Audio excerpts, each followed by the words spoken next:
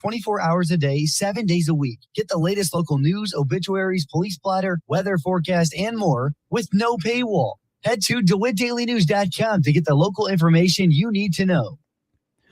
From the Heart Media Group newsroom and DeWittDailyNews.com, I'm Ben Hubbard with this expanded morning newscast.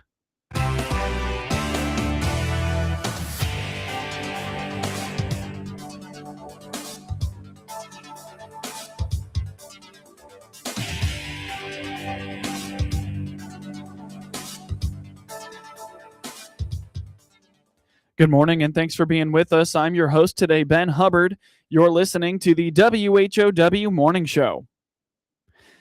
Data centers have been the latest discussion point for DeWitt County's Land Use Committee. At the Monday night Land Use Committee meeting, Chair Buck Carter presented his committee members with a draft for a 2-year moratorium on data centers to allow them to do more research and decide if they are a good fit in DeWitt County. This draft was largely based on the county's moratorium on wind from a few years ago. I looked at the language that we used several years ago when we did the moratorium, and we did it on wind. So basically I put together the same language, and I would like to, I guess, from the land use, make a recommendation that the county board consider placing temporary moratorium on data centers. I'll provide the language at the county board as to that it be a 2-year. Yeah, we do have to make that. Does the moratorium need to specify the reasons? Like here? Yeah, It sort of does. Basically, what it says is that the Regional Planning Commission and the DeWitt County Board are working in good faith with diligence to make necessary regulation changes to zoning ordinances in order to address concerns or issues with construction of such facilities. It is hereby decided that additional time is necessary to complete such an amendment to the DeWitt County zoning ordinance process. Joe Whitty recommended that Carter run the draft by State's Attorney Dan Markwell with the intention of improving it and making sure that there are no legal red flags. A moratorium would also have to go through the Regional Planning Commission. However, they have already discussed the need for it. So I would say maybe you run that by Mr. Markwell, because I think the last time I was looking. Mr. Markwell will object to it. You know that. He did the last time we did it. So he's our legal counsel. Instead of running it by like Or is it pass the good, moratoriums.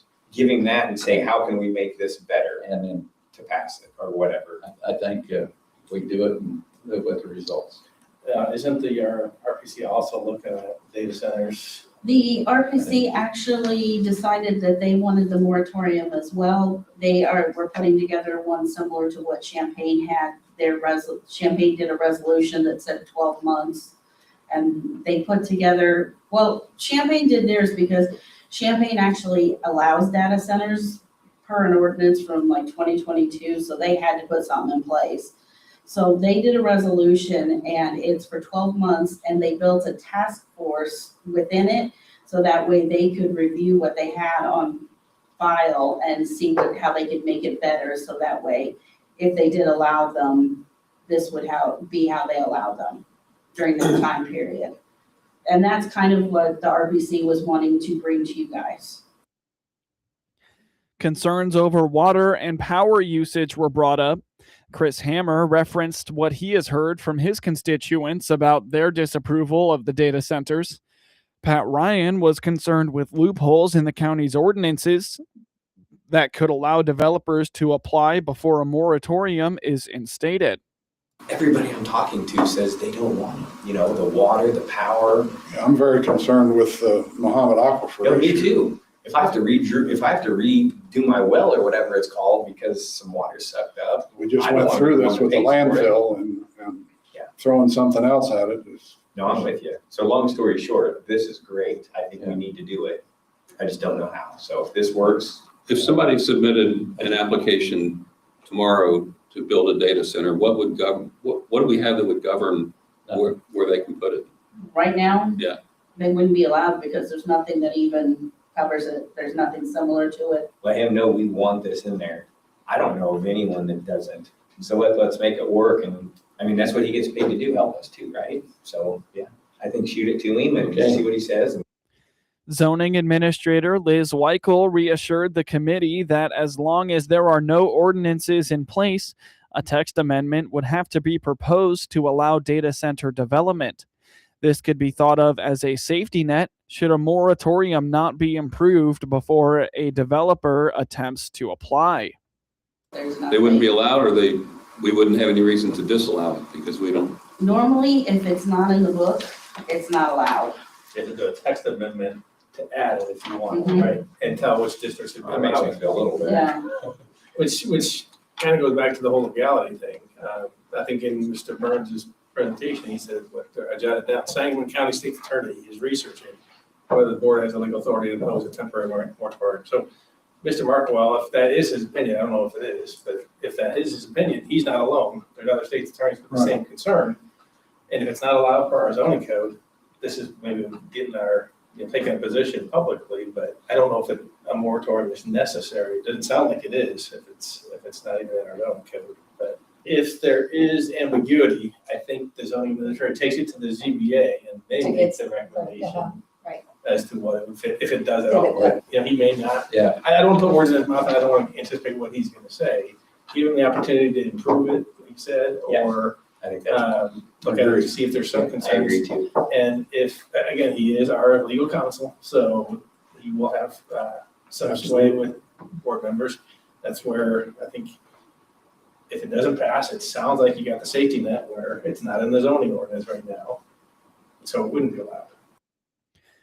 The committee decided that the draft would be sent to Markwell and heard at this month's full board meeting. A Clinton nonprofit is returning to a fundraiser that they did last year, but this time it will be bigger and better. On the WHOW Morning Show Monday, Executive Director of the Vault in Clinton, Wendy Dement, told the Heart Media Group that this Saturday they will host the garage sale fundraiser, and this year they will be opening the second floor. She reminds that anyone interested in donating items to be sold should do so by this Wednesday. This is our second annual garage sale, and it's Donna McClurg. She is running it for us. She's taking the donations. She extended the day that they'll take the donations to. So Wednesday is the last day to get those donations in. Mhm. She is actually taking those and taking care of those because we don't have the storage to keep all of those. It's going to be bigger this year than it was last year. She's got so much more. We're going to open up both floors this year. And last year, we only had the first floor. This year, it's going to be both. We're going to do it from 10 to 5. And we are going to accept debit and credit cards this year. So, Awesome. yeah, it's going to be huge. And we're very excited about it. We'll have the vault will be full of everything that's been donated over the past year. Really, she started collecting just about when it ended last year. Mhm. Toys, household goods, Yeah. clothes, just about anything you could imagine. Books, electronics, all kinds of things. Mhm. All the proceeds will go to the vault. So there'll be something for everybody. Yeah, come and see us. It takes a lot of hands to make a fundraiser like this happen. Dement indicates that leadership from the vault, as well as some students, will be helping to keep things moving. She is, however, asking for community volunteers. Well, Donna's got a few people helping her. We've got some of our mentors are helping us, and Mhm. then I'll be there. They'll probably help us bring tables up. They probably not with the transactions. We'll take care of that. If they would want to come and help us, they can come and help with, some of the setup and things like that. For If it. anybody would want to come and help us set up, that would be wonderful. They can get a hold of me, wdement@thevaultclinton.com. Yeah, I would take all the help I can get. Last year was the first time the Vault hosted this fundraiser. Dement explains that one of the challenges they faced was finding room to store the donations they received. It went so well. We had a line out the door before we even opened the doors. We were busy all day, and yeah, it was great. I mean, we sold a lot of stuff and we had a lot left over. And so we're hoping that we'll sell even more this year. Well, we want to make it open up. Well, first of all, we have more stuff. Yeah. So that's why we're going to expand it. But also to make it not so crowded, because when just having that one floor last year, it got pretty congested. The garage sale fundraiser takes place at the Vault on the Clinton Square this Saturday at 10 a.m. to 5 p.m. Learn more by visiting thevaultclinton.org or by finding them on Facebook. Get news anytime at DeWittDailyNews.com. Here's Hart Media Group owner Matt Hart talking about being in front of our audience on multiple platforms. This what we call the second screen, right? It's the phone, because now we don't watch television one screen at a time. We're constantly watching two screens. You might be watching the University of Illinois football game on Saturday on your big screen, but you've got your phone there. And when a commercial comes on or a timeout comes on, you're watching that second screen. And we want to make sure that we're positioned to be on the second screen, whether it's social media, we want to be there. Hart purchased the Miller Media Group in Clinton in August of 2025. I'm Mike Walker, your current DeWitt County Sheriff. My career has been built on three things: integrity, commitment, and experience. As your sheriff, I've stood firm against the Safety Act to ensure our community stays protected. I've remained a tireless advocate for your Second Amendment rights. We've prioritized the front line, maintaining high recruitment standards to bring in quality personnel to keep DeWitt County safe. Leadership you know, protection you can trust. I'm Sheriff Mike Walker, and I'm asking for your vote on March 17th. Paid for by friends of Mike Walker. Experience the power of better connection with Connexus Fiber Internet. Connexus delivers ultra-fast, reliable speeds to keep you connected at the speed of life. Whether you're working from home, streaming your favorite shows, or gaming with your friends, Connexus has you covered. Say goodbye to buffering and dropped calls and say hello to fiber fast internet. Ready to upgrade your connection? Sign up today by clicking the Connexus icon at DeWittDailyNews.com. Nothing connects us like Connexus. WHOW is Central Illinois' ag station, and that includes providing farmers information on how the commodity markets close each day and week. I'm Todd Gleason from Illinois Public Media, University of Illinois Extension, inviting you to hear the daily closing market report weekday afternoons at 5:06, and on Saturdays, tune in for Commodity Week with a review of the week's markets at 8:30 in the morning, all on WHOW, AM, FM, and streamed online. From the Hart Media Group Sports Desk, IL Sports Wire, and DeWittDailyNews.com, I'm Ben Hubbard with this local sports report. In high school boys basketball Super-Sectional Championship scores from last night, in Class 1A, top-seeded Lawrenceville took down 1-seed Leroy 48-26. While second seed Eastland beat 2-seed Tremont 47-45. In Class 2A, the 1-seed Quincy Notre Dame beat 2-seed Benton 55-36, while top-seeded Tolono Unity took down 1-seed McNamara 77-70, and top-seeded Peoria Manual routed 1-seed Johnsburg 75-41. In Class 3A, top-seeded East St. Louis beat 1-seed Decatur MacArthur 51-49. Frank Nazar scored a power play goal with 2 minutes and 24 seconds left in overtime to give the Chicago Blackhawks a 3-2 victory over the Utah Mammoth on Monday night. Andrew Magnapane scored his first goal as a Blackhawk since being acquired in a trade from Edmonton last week. And Andre Burakovsky lifted the puck on his stick, lacrosse style, and flicked it into the net to tie the game at 2-2 in the second period. It was his first goal since January 7th in a span of 19 games. Drew Comesso making his third start of the season and first since January 10th when he had his first career shutout in a 3-0 win over Nashville, made 22 saves. Connor Bedard had 2 assists for Chicago, including one on Nazar's winner. Barrett Hayton and Dylan Gunther scored for Utah, which is battling for a wild card playoff spot in the Western Conference and had won the first 3 games of a 5-game road trip. Vitek Vanesek had 23 saves. Gunther has now scored a team-leading 30 goals this season, the first time in his career he has reached that mark. He has scored in 3 of 4 games on the road trip with 6 points in those contests. Chicago, which has lost 3 in a row, including a 4-3 setback to Dallas on Sunday night, has now won all 3 meetings with Utah this season, with the team's 4th and final game of the season scheduled for Thursday night. Chicago played without Spencer Knight and Oliver Moore, who left Sunday's game in the first period. The Mammoth visit the Minnesota Wild on Tuesday night, while the Blackhawks visit the Utah Mammoth on Thursday night. The Chicago Bears have agreed to a 3-year, $40 million contract with former Seattle Seahawks safety and Super Bowl champion Coby Bryant, and a 3-year, $30 million deal with former Cleveland Browns linebacker Devin Bush Jr. Contracts can't be finalized until the start of the league year on Wednesday. The 26-year-old Bryant, named after the LA Lakers great, was a key part of a defense that allowed for the fewest points in the NFL and helped Seattle win its second Super Bowl championship last season. He had 4 interceptions after recording 3 in 2024 and 7 passes defensed in 15 games. He missed the final 2 regular season games because of a knee injury and returned in the playoffs. Bush, who is 27, set career highs last season with 125 tackles and 3 interceptions, returning 2 for touchdowns. Drafted by Pittsburgh with the number 10 overall pick in 2019, he has 5 interceptions and 7 sacks in 7 seasons with the Steelers, Seattle, and the Browns.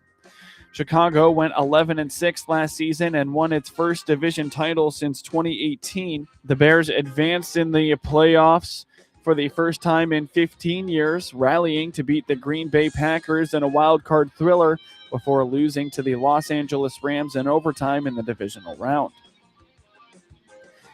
The Packers released Elgton Jenkins on Monday after a 7-year run in which he showcased his versatility while earning 2 Pro Bowl selections.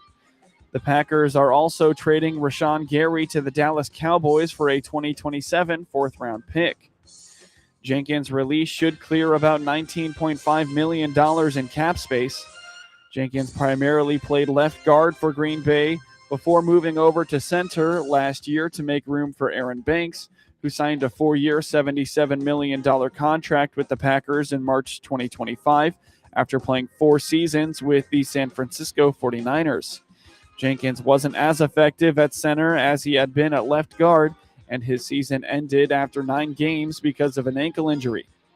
The 30-year-old Jenkins started 94 games at 4 different spots on the offensive line in his time in Green Bay. He made 67 starts at left guard, 13 at center, 8 at left tackle, and 6 at right tackle. The 28-year-old Gary's 46.5 sacks ranked 6th among Packers since at least 1982. His move to Dallas marks the 2nd straight year the Cowboys and Green Bay have agreed on a trade involving an edge rusher. Gary was the number 12 pick in 2019, 2 years before Parsons went to the Cowboys in the same draft spot. Gary had 7.5 sacks last season, but none in the final 10 games of an up-and-down year when the Packers were hoping he would benefit from some extra attention that defense is devoted to containing Parsons. Parsons will be working alongside a different set of edge rushers this year when he returns from his torn ACL. As the Packers were finalizing their trade of Gary, Kingsley Enagbare was agreeing to terms with the New York Jets on a 1-year deal worth $10 million. He's 26 years old and had 11.5 sacks in 4 seasons with the Packers. Green Bay's defense also was losing linebacker Quay Walker, a first-round draft pick in 2022. Walker is heading to the Las Vegas Raiders after agreeing to a 3-year, $40.5 million contract with a $28 million guarantee. Other notable NFL moves from yesterday in free agency, the Raiders signed Ravens center Tyler Linbaum to a 3-year, $81 million deal, while the Chiefs signed Super Bowl champion and former Seattle Seahawk running back Kenneth Walker III to a 3-year, $43.05 million deal. Mike Evans is now with the San Francisco 49ers on a 3-year, $42.4 million deal, while Malik Willis is going to the Miami Dolphins on a 3-year, $67.5 million deal. Tua Tagovailoa is signing with the Atlanta Falcons on a minimum contract, while Travis Kelce agreed to return to the Kansas City Chiefs on a 1-year deal. In a couple of big trades, Minka Fitzpatrick was traded to the New York Jets from the Miami Dolphins, while Michael Pittman Jr. was traded from the Indianapolis Colts to the Pittsburgh Steelers. In scores from around the NBA last night, the Cleveland Cavaliers beat the Philadelphia 76ers 115-101, while the Oklahoma City Thunder took down the Denver Nuggets 129-126. The Brooklyn Nets beat the Memphis Grizzlies 126-115, while the Utah Jazz edged out the Golden State Warriors 119-116, and the LA Clippers beat the New York Knicks 126-118. In scores from around the NHL last night, the LA Kings beat the Columbus Blue Jackets 5-4 in overtime, while the Washington Capitals routed the Calgary Flames 7-3. The New York Rangers beat the Philadelphia Flyers 6-2, and the Ottawa Senators shut out the Vancouver Canucks 2-0. Get highlights of your local high school program by finding IL SportsWire on your preferred social media platforms, and get local sports anytime from your computer or your mobile device at DeWittDailyNews.com. AgriTalk is the radio talk show for American agriculture. Hi, everybody. I'm Chip Flory, your host. We join you weekday mornings from 10 until 11 on WHOW, on AM and FM, and on the WHOW streams. We provide farmers and ranchers with timely insights and information aimed at improving their operations. Join me, Chip Flory, weekdays at 10:06 on Central Illinois Ag Station, WHOW. Hey, it's Shane from Highway 51 Exchange, your mower and equipment service pros just south of Clinton. Click our banner ad on DeWittDailyNews.com or give us a call to schedule your free pickup and delivery today. Highway 51 Exchange. Longview Community Bank is now open in Clinton, investing in rural Illinois. I'm Vice President Nate Sams. Stop by for a visit or to find out how we provide real local banking. Click our banner ad at the top of the local news page on DeWittDailyNews.com. Here's Clinton Save-A-Lot owner Dave Jackson on how he works to save you money every day. I watch the Decatur market very carefully. I stay under these,